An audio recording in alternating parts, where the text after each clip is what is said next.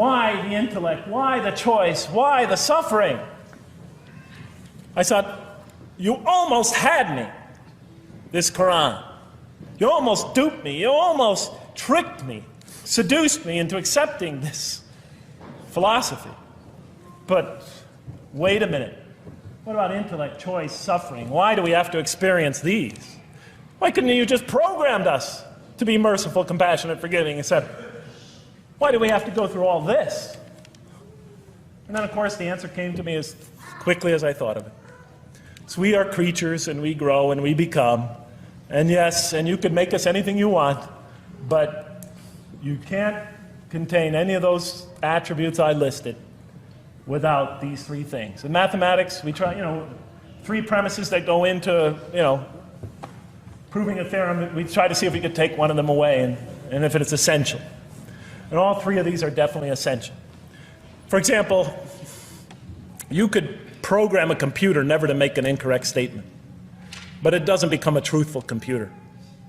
Never heard anybody say to me, Jeff, this Macintosh is the most truthful computer I ever saw.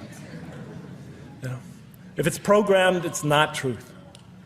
You could program a CAT scan to help the sick, but it doesn't become compassionate.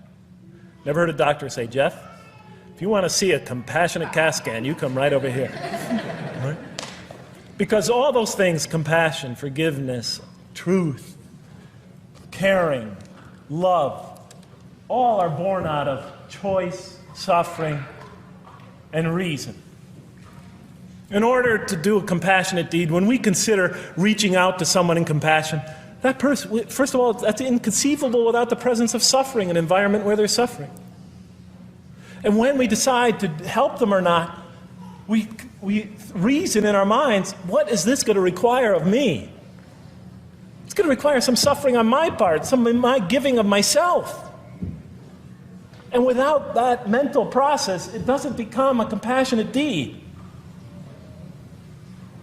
And if it isn't by choice, it's not a compassionate deed. It's that choice that makes it compassionate. Same thing with truth. Truth is a choice between telling the truth or not telling the truth. Oftentimes we tell it when we're at risk to our own personal loss. The more suffering that might come out of that choice, the greater is the truth behind it. The greater the act of truthfulness. And all the time we have to weigh the consequences of that choice. If I tell the truth there, my teacher's going to give me an F. If I don't tell the truth, I might get an A. We weigh it in our mind. Last example, the famous wedding vow. Do you take this woman to be your wife in sickness and in health, for richer or for poorer, until death do you part? What are they asking us? Do you knowingly make this choice, understanding full well what's at stake here?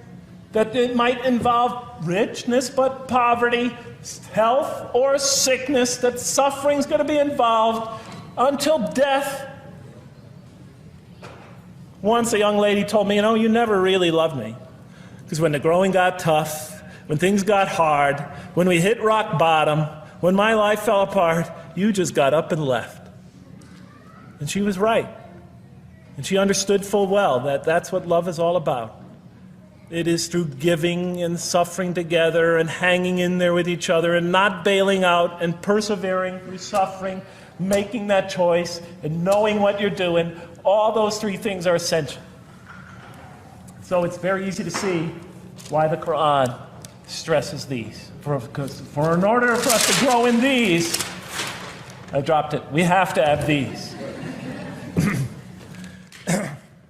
And that's why it's very easy to see, ladies and gentlemen, why the Quran, 30 seconds, Madam Chairman, why the Quran talks about sin as self-destruction. The Quran says when we sin, we commit, the Arabic word is dhulm, or zulm, however dialect you have.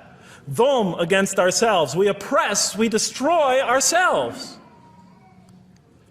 Because when we don't grow in these, when we grow in the very opposite of these, we are literally destroying ourselves. When we grow into the things that are antithetical to these, we are destroying our natures and will not allow ourselves to receive and experience the beauty that could be in store for us in this life and the next. It's like coming into this world and developing in the womb none of the physical things you need to experience comfort and joy and peace and happiness on a physical level in this life.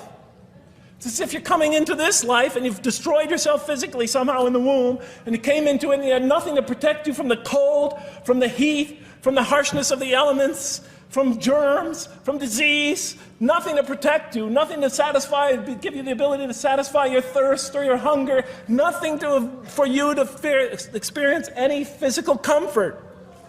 This is all that matters as we go into the next life.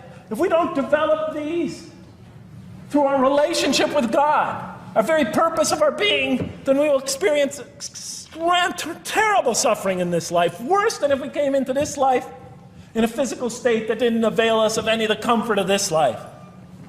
And so it'll be worse than fire. It'll be worse than endless fire. It'll be worse than the worst hell we could possibly imagine. So the Quran tells us, that yes, when it talks about heaven and hell, it's used very powerful symbolic language, but what it essentially is telling us is imagine the greatest joy and wonderful and peace and serenity you could ever experience, and that's what's open to you on the one end. But on the other end, imagine the most terrible suffering that you could possibly bring on yourself, and you could also do that to yourself as well.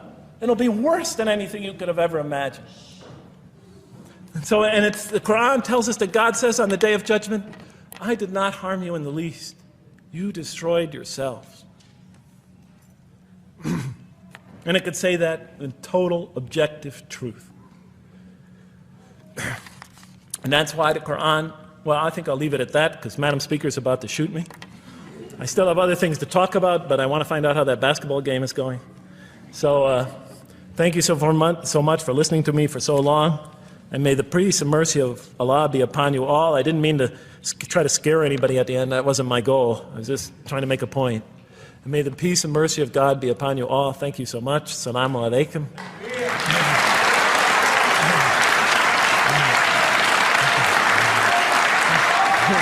Thank you.